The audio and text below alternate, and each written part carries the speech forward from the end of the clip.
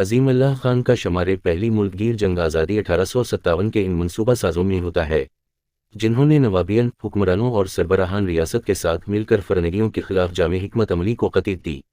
عظیم اللہ نے ایک لائحہ عمل کے پیش نظر پیشوا نانا راؤ کے ساتھ مل کر شمالی ہندوستان کا دورہ کیا، خصوصاً چھاؤنیوں میں خیمہ زن ہو کر دیسی سپاہیوں کو کمپنی بہادر کے خلاف برانگیختہ کرنے میں کوئی کسر نہیں چھوڑی۔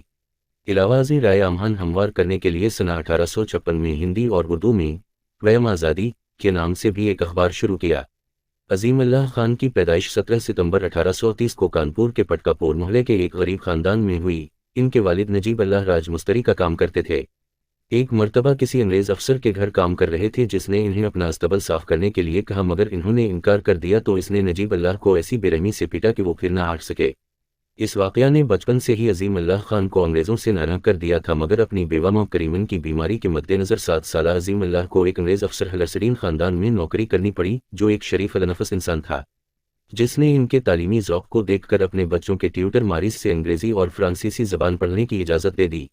عظیم اللہ نے قلیل مدت میں ہی دونوں زبانوں پر عبور حاصل کر لیا۔ ہلرسڈین کی نظر عنایت سے ہی کانپور کے مشن فری اسکول میں داخل ہوئے، الف وروہی معلم بن گئے۔ کچھ عرصے کے لیے بریگیڈیئر اسکاٹ کے منشی کی خدمت انجام دی۔ ان دنوں نانا صاحب اپنی پینشن کے بند ہونے پر بڑے فکر مند تھے، لیکن انہیں کوئی شخص ایسا نظر نہیں آ رہا تھا کہ وہ انگلینڈ جا کر انگریزوں کے سامنے ان کی بات پورے وثوق سے رکھ سکے۔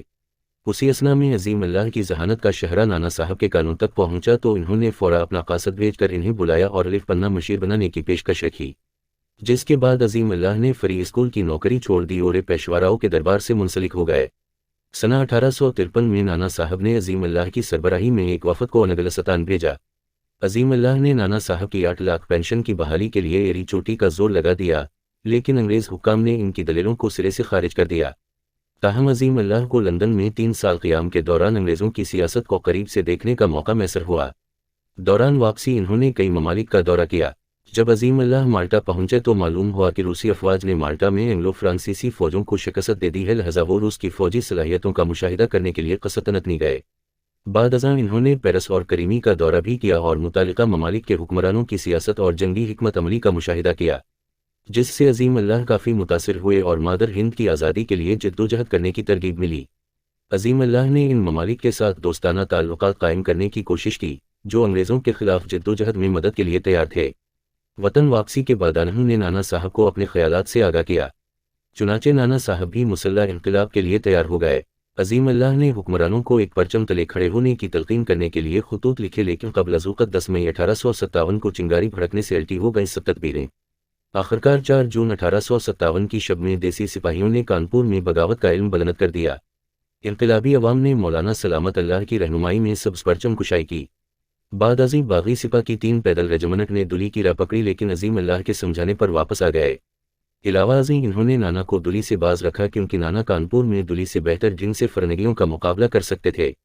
بتاریخ 5 جولائی نانا کو بٹھور میں مغل بادشاہ کے نام سے 100 توپوں کی سلامی دی گئی۔ نانا صاحب نے حکومتی امور کے لیے ایک کونسل تشکیل دی جس میں بالا راؤ، تانتیا ٹوپے اور عظیم اللہ وغیرہ شامل تھے۔ بہرکیف مختلف نشیب و فراز کے بعد آستین کے سامپوں اور جدید ہتھیاروں کے سبب 17 جولائی 1857 کو جنرل ہیولات کے زیر کمان دستوں نے کانپور پر دوبارہ غلبہ حاصل کر لیا۔ نانا صاحب اور عظیم اللہ خان لکھنؤ پہنچے۔ سقوط عہدے کے بعد عظیم اللہ نے نانا صاحب، حضرت محل اور دیگر انقلابیوں کے ساتھ نیپال کی ترائی کا رخ کیا، جہاں عظیم اللہ خان 18 مارچ 1859 کو موت کی ابدی نعمت سو گئے۔